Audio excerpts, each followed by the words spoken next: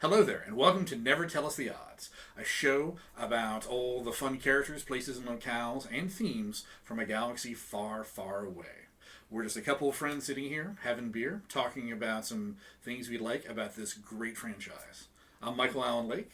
And I'm Brennan Reedy, and today we're going to be talking about Ahsoka Tano. So, where do we even start with Ahsoka? I feel many people from, who have seen The Mandalorian might have missed a whole bunch of the backstory and the kind of, her development of a character of what she is. So, for those of you who are not massive Star Wars fans, Ahsoka is really a fan favorite. I feel. Not her in. So when we talk about the cartoons, for those of you who are not big Star Wars fans, there have been a series of cartoons that we focus on here. One, the most famous, called the Clone Wars, and that led into one called Rebels. Then there's one called Resistance that we do not like to talk about. But in Clone Wars and in Rebels, that's where Ahsoka kind of pops up. And it comes from an initial drive of when they were brainstorming how to do the Clone Wars cartoon. One thing that Lucasfilm knew is they wanted to have a character that appealed to women in the audience, because a lot of their characters, if you go back and look at the first 6 Star Wars films, with the exception of 2 very, very badass females, Princess Leia and Padme Amidala. Yep. There's just not a lot of women characters that get very sort of high profile. So they're trying to offset that with a demographic. And when you look at some of the original concepts, the best way I can describe it is, at least some of the images that I saw seem to me to be like, if you went to a grown man in his 30s and said, hey, what do you think girls would like? And they did these designs, and you look at me like, okay, except for the tentacles, the Laku, does not look like her at all. Like, I mean, there's one that literally, I swear, must have been based off a girl wearing a pink tutu, which is nothing like, whether you've seen her in Mandalorian or elsewhere, seeing her for the first time, is nothing like what you have come to see and what we've come to know as Ahsoka. Yeah, and even her first kind of iteration you see in the Clone Wars, I mean, she's wearing like a tank top, and she's really like a sassy teenager. All about that midriff, kind of like rocking that. And also, I should say, part of what, at least from our research we put together, part of what brought in too is, in addition to, of course, the primary mandate was we want to have a female character, but also it was to help map out a lot of that gap between episodes 2 and 3. Why did Anakin Skywalker turn? Why did he fall? Because let's face it, if you take the movies just as canon, I mean, not just as canon, if you take the movies just as themselves and no stories in between, it's kind of weird that it did such a heel turn like that. So this was one way that in story was explained is they wanted to give Anakin a Padawan. And again, sorry, for those of you who are not Star Wars fans, there are ranks of Jedi, classes of Jedi. I think they're ranks. Ranks, yeah. So you come to the temple at a young age, such as you may know Baby Yoda, aka the child, aka Grogu. He would have been there as a youngling, and then a Padawan is when they start their training. Yep. Right, and then you pass a series of trials. You become a knight, then you can become a master, kind of going from there. But one of the rites of passage from being a knight is you're supposed to apprentice your own Padawan, and that's something we'd not seen in the movies. So they introduced this to show more of a dynamic of what was happening, and I think it really helped to humanize Anakin Skywalker. I think it did, and I think after watching, I mean, if you go back and look at, watch the Clone Wars, it really gives some context about why he really went to the dark side. Because if you watch the 2 movies, the episodes 2 and 3, if you watch those, it's just a big jump. It's just a big jump. He's falling in love. Things just seem to be going pretty well for him. And then suddenly he's killing younglings and, going to the dark side. So it gives a lot more context about why he made this decision, why he really failed. He felt that the Jedi Order had failed him, and that he kind of began to disagree with what they were, their mission, their goals. So thinking among that, do you think you can make the argument that in many ways, well, Ahsoka is supposed to be a POV character for a lot of people watching the show, sort of understanding what the Jedi happens, but do you think you'd make the case then that Ahsoka's character arc is actually supposed to be charting Anakin's downfall? Starts out as very, very hopeful they come together. And so again, for people, so spoiler warning.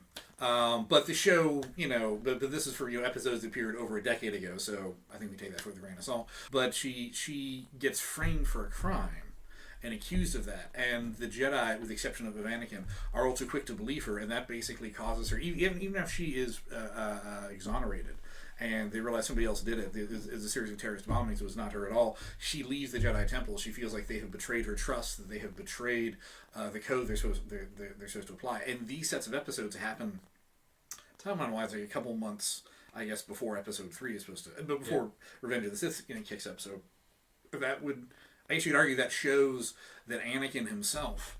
I mean, if you're reflecting that Anakin too is also losing some faith in the Jedi Order, what it's supposed to stand for. In which case, his choices in Revenge of the Sith make a lot more sense in that case. Yeah. Because not only has he seen this happen, but he's seen somebody he's very close to, that he was supposed to mentor and guide, just kind of get not only kicked out of the Order, but make the choice to leave, because when the evidence was first presented against her, almost nobody came to her defense. And that, aside with the exception of Anakin.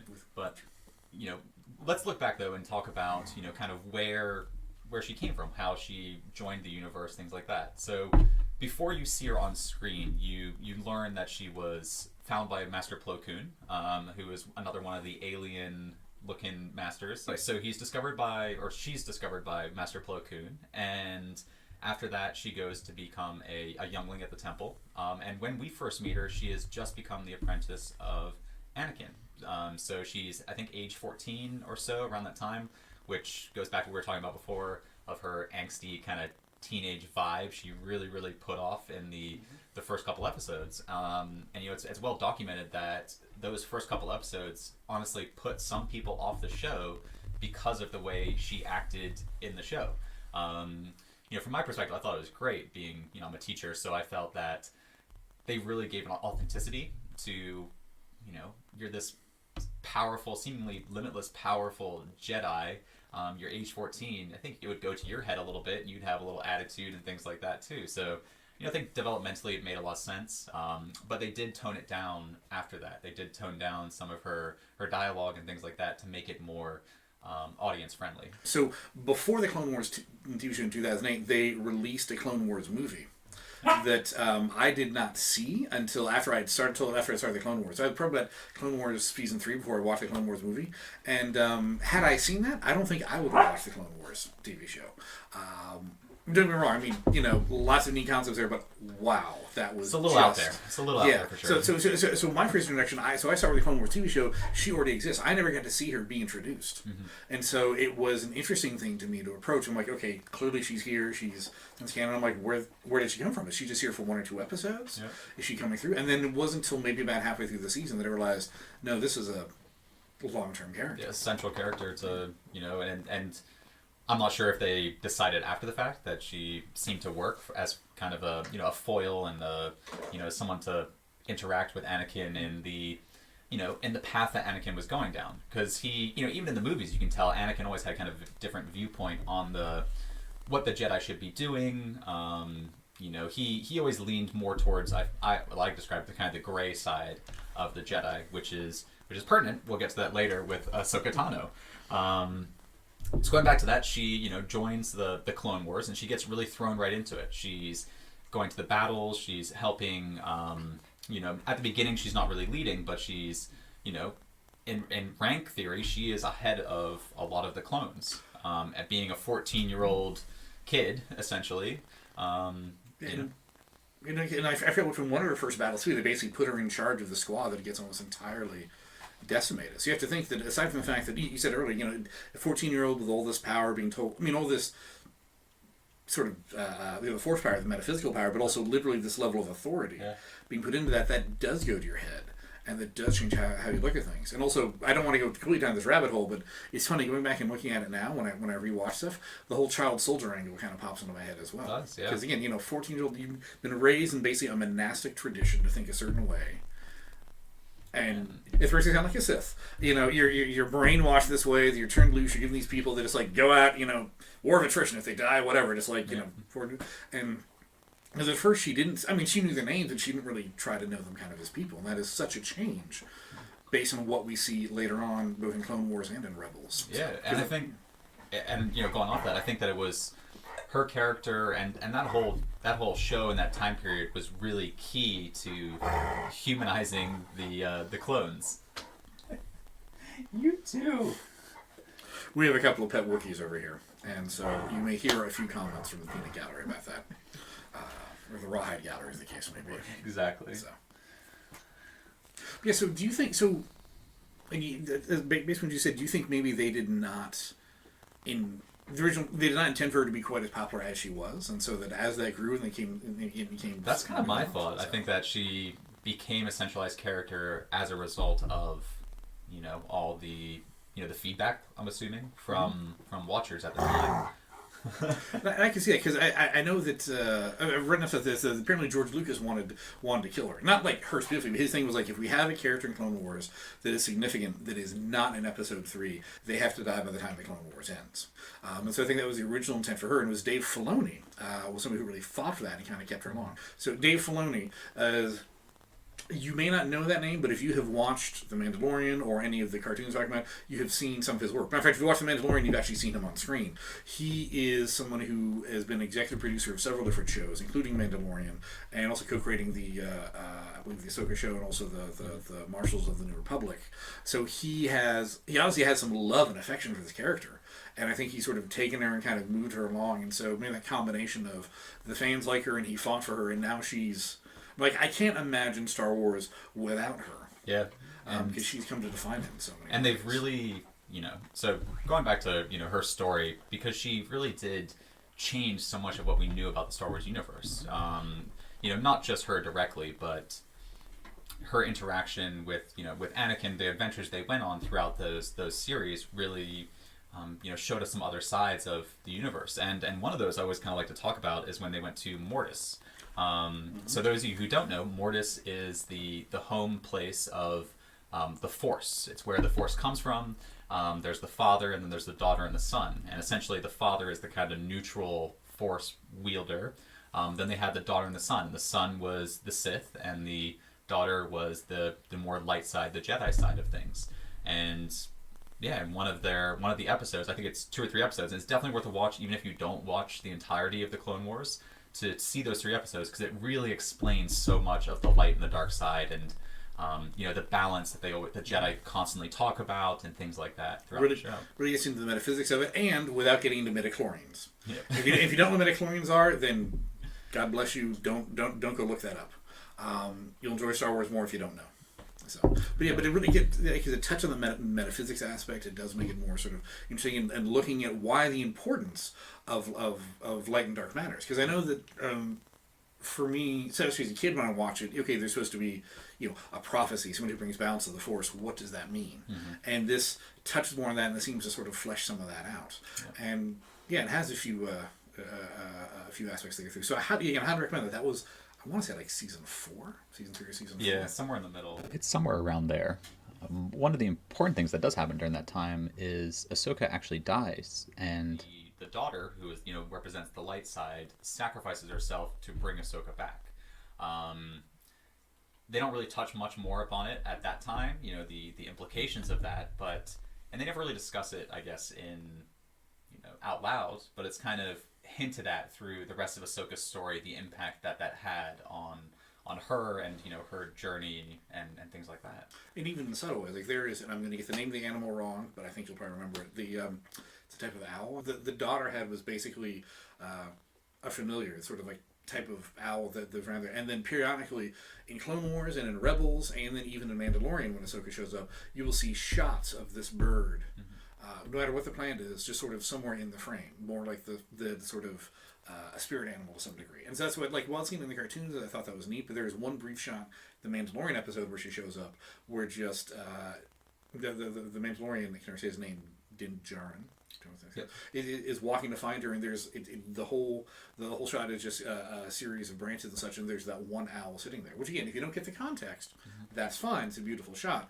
And if you do get the context, that is a neat sort of through line that connects everything that the Ahsoka's own journey and what she's coming to represent, which is very different from what Anakin or Luke represented. It's like it really is another Jedi, another story thread. Yeah, that we can and kind it's of relate to. It kind of comes. It's almost at the point now where Ahsoka, is in canon. She's almost as powerful and as impactful as Obi-Wan, Qui-Gon, Yoda. She has that kind of overarching impact on the whole storyline, and so many characters that we get to know through the cartoons you might have seen, but I feel you were going to see a lot of these characters that she interacted with. later on. Bo-Katan is another one. She and Bo-Katan started off as enemies, in the Clone Wars episodes, and then eventually became friends, and they worked together to defeat Maul, who had taken over a planet. We'll get to all that. But and then you see her in the TV shows, and they're best friends. They're good friends. So I feel as we continue through this really exciting time in the Star Wars universe, you're going to start to see a lot more of these characters that Ahsoka impacted, like Kanan Jarrus, Ezra. All these really exciting characters. I hope. Yeah, because so she had that was one thing that really floored me when she showed up in Star Wars Rebels. Like I remember, so the interesting thing about Star Wars Clone Wars is I feel like it's been canceled 3 times. Or it ended 3 times. We'll say that. But the first ending was basically when she left the Jedi Order and walked away, and that seemed like just such a wrap up since she had been so integral to that whole series being introduced in the first episode. So then she shows up in Star Wars Rebels, and that was such an amazing type of moment. Clearly she was an older character, you tell both physically and also by her personality. She keeps having a role that touches on these people that sometimes sends them on another journey. That may be the only time she ever sees Grogu. We don't know. She may see Grogu with a child, etc. She may see him somewhere else. But even that's the one time she's ever seen him, the impact she had on his own odyssey and his character arc is just outstanding. And again, this is a character who 12 years ago, didn't exist. Yeah. Or even when she did exist, 11 or 12 years ago, you could not have imagined what she would turn into. And if you hadn't seen, the cartoons before, like we mentioned, if you hadn't seen the cartoons before watching The Mandalorian, to you, she didn't exist. But her impact, I feel, is going to be shown now, and she's going to be really, taking that role of sort of the kind of master. But I'd like to, hypothetically, from my point of view, I think she has a different role. And I think a lot of that goes back to the Grey Jedi. So if you haven't ever heard of the Grey Jedi are kind of, hopefully they'll be touched upon in the High Republic, which is an era that they're going to be exploring soon. But there's actually kind of 3 things. It's not just the Jedi and the Sith. There is the Grey Jedi kind of fill that middle void of kind of the neutral. They're willing to kill people. Mace Windu is another one that kind of fell on that Grey Jedi line. They have a little bit of Sith in them. They have a little bit of Jedi in them. For the most part, though, they are kind of the neutral, the balance. They maintain balance basically at whatever cost. They don't have the reservations that the Jedi have, and they don't have the kind of the power hungry side that the Sith have. But yeah, going back to kind of Ahsoka, after she was betrayed, after she was blamed for bombing the Jedi Temple. Turns out it was a best friend of hers who perpetrated the bombing, and it wasn't her. So she was exonerated and was invited to come back to the Jedi Order, but chose not to come back. She felt that the Jedi really let her down, and they hadn't, uphold the values that she had come to believe in. So she decided to go off on her own, and I think that type of that moment has really defined Ahsoka.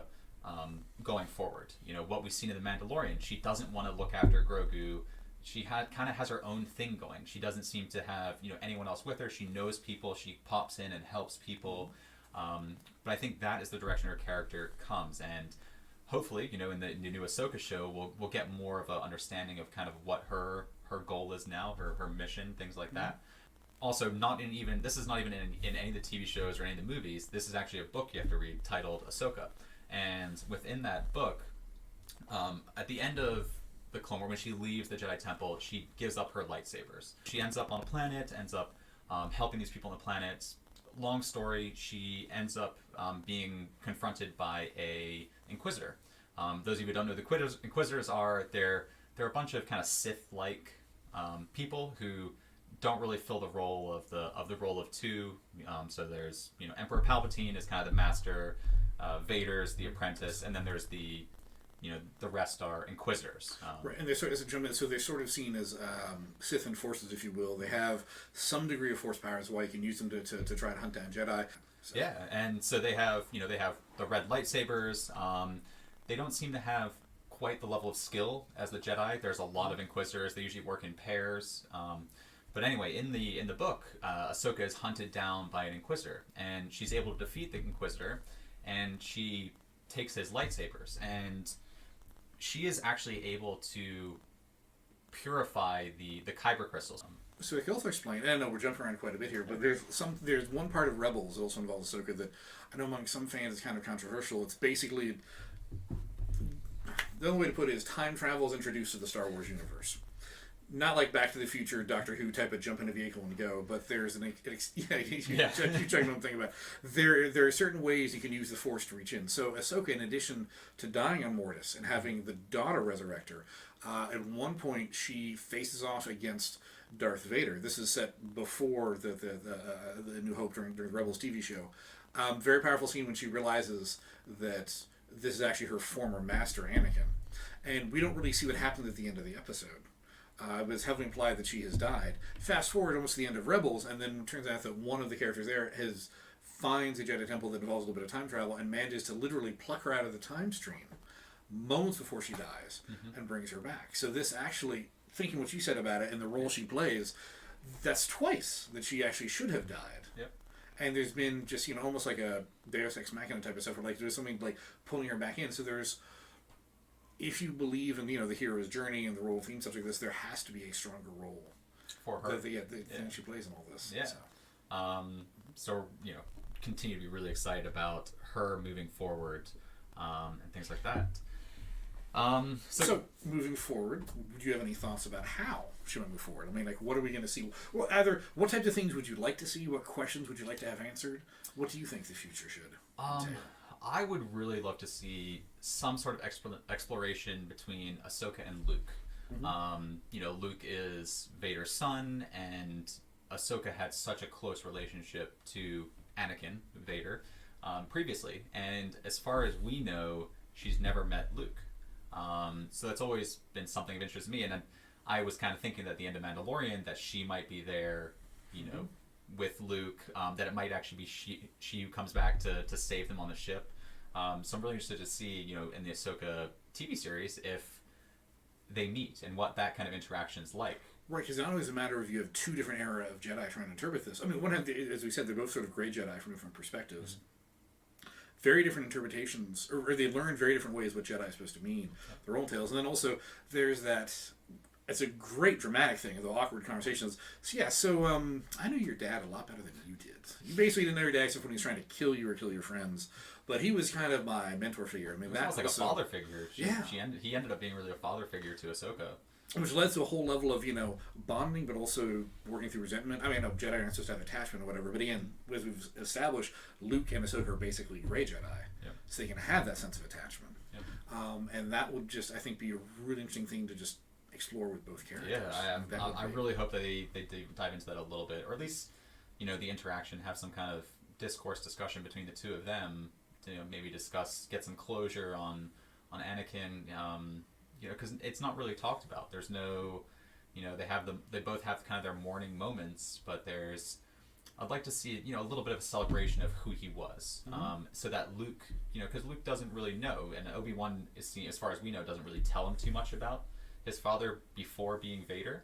So that could be it. Ahsoka, really opening up Luke's eyes to, he was a good person, and he.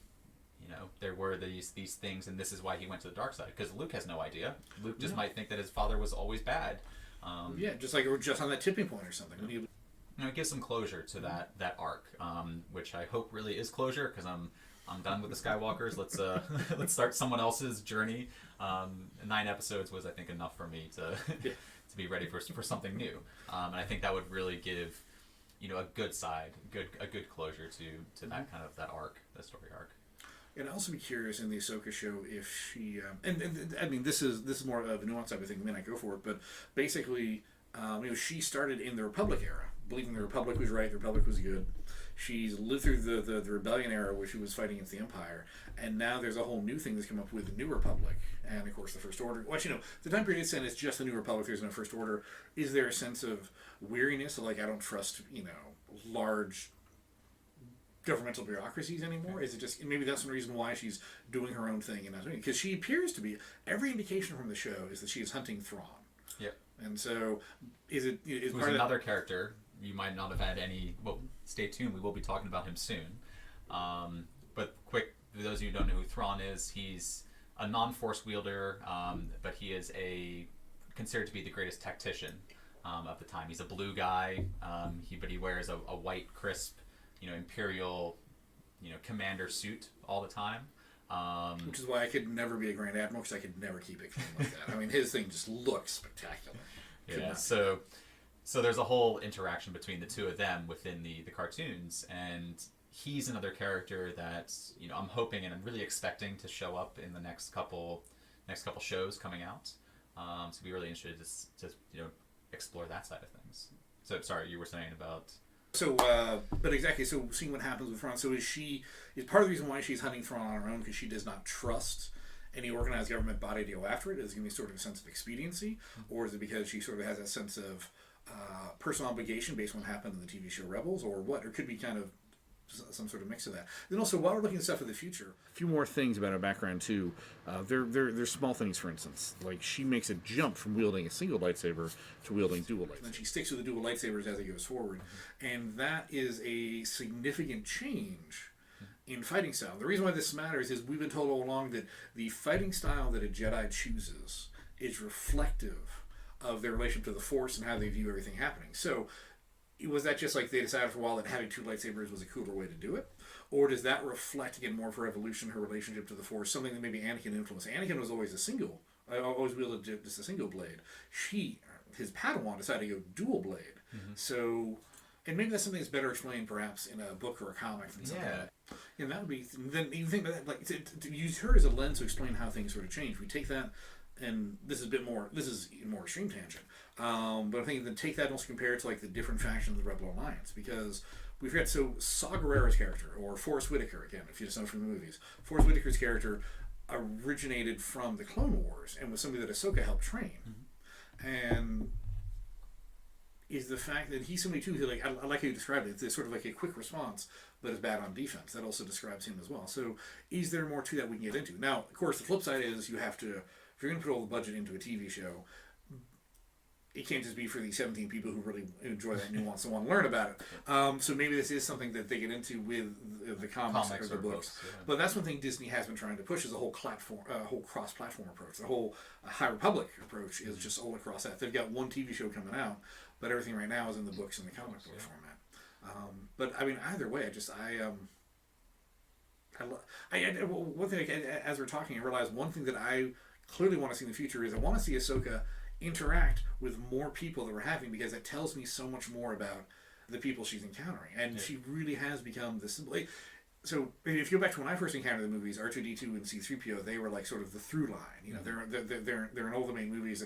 They're the POV characters. They establish everything. Yeah. In this case, Ahsoka almost is. Yeah. Not with the movies, but with the time frames are moving forward, and that really is establishing her as just this major character that George Lucas wanted to kill off. Yeah. And that would be so different without her. Like had she died at the end of the end of the arc where where she was accused of planting the bombs, it would have been an enjoyable set of Clone Wars episodes. Mm-hmm. We would have had her in Clone Wars, would have loved it. The fact she was able to come back for Rebels, the fact she was able to come back for Mandalorian, the fact she getting her own TV show, none of that would have happened otherwise. Yeah. And it's just, I have a hard time conceptualizing how certain parts of Star Wars would have evolved without having her around. Mm-hmm. And one final thing, I'm really excited to see if it does happen. I would love to see her with a Padawan. I don't know if it fits the kind of ethos of the Grey Jedi, but or if she ever would want to after what happened with Anakin, things like that. Because I'm with you. I think the reason why she turned Grogu away so forcefully was because she's like, nope. Maybe it wasn't right, or maybe my other thought is it's not that she doesn't trust herself, she still has that mission right now to find Thrawn, and to maybe even still look for Ezra, who's another character that you might not know is from Rebels, who I'm sure we'll be seeing in things coming up soon. The key things we can agree on is that if your first experience with Ahsoka was in the Mandalorian episode, you've only scratched the surface of what she could be. Mm-hmm. Highly encourage you to go back and check out some of her other episodes, whether it's in the Clone Wars, whether it's in Rebel, whether it's reading the book, which again, easily named Ahsoka. She is an amazing character, and even before the TV show comes out, I highly recommend trying to learn more about her. Well, thank you everyone for joining us today. We really hope you liked learning more about Ahsoka. We'll be releasing another video next week on Boba Fett, so make sure you like and subscribe to our channel. And remember, never tell us the odds.